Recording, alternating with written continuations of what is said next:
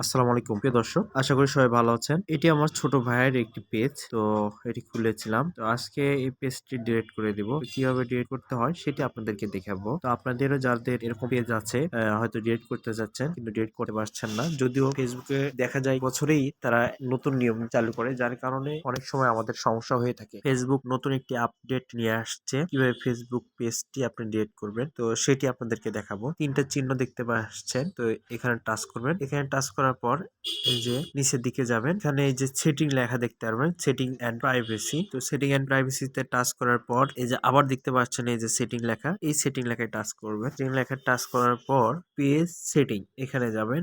এখানে গিয়ে আপনারা এই যে সার্চ এন্ড সেটিং এই অপশনে টাচ করবেন। টাচ করে এখানে আপনারা লিখবেন ডিলিট। তো এই যে ডিলিট লেখার মাত্রই দেখেন সার্চ বাটনের নিচে যে অপশনটি দেখা পাচ্ছেন, delete Ahsan Habib Tanvir page and information. ঠিক তেমনি এইভাবে আপনারা এখানে টাচ করবেন। এখানে টাচ করলে আপনাদের ডিলিট অপশনে নিয়ে যাবে।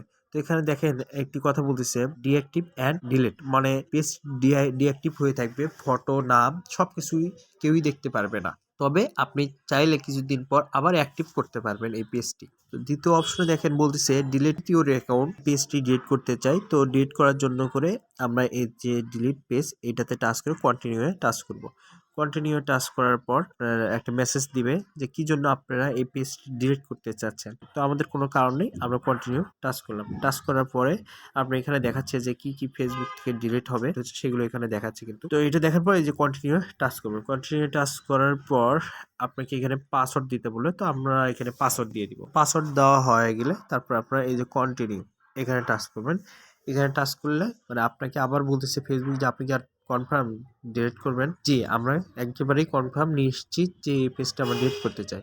তো এই যে আমরা নিশ্চিত যে এই পেজটি ডিলিট করতে চাই, তো আমরা এই যে ডিলিট করে দিলাম কন্টিনিউ। তো 30 তো পেজটি কিন্তু ডিলিট হয়ে গেছে। আর অবশ্যই আপনারা কখনো 30 দিনের মধ্যে যদি এই পেজটি ফেরত না নিয়ে আসতে চান তাহলে তো একেবারেই ডিলিট হয়ে যাবে। আর যদি ফেরত নিয়ে আসতে চান তাহলে কিন্তু আবেদন করতে পারবেন ফেসবুকের কাছে। তো এই ছিল ফেসবুক পেজটি কিভাবে ডিলিট করবেন। প্রিয় দর্শক, আরো নতুন ভিডিও পেতে অবশ্যই চ্যানেলটি সাবস্ক্রাইব এবং ফেসবুক পেজে লাইক দিয়ে সঙ্গে থাকবেন। ভালো থাকবেন, সুস্থ থাকবেন। আল্লাহ হাফেজ।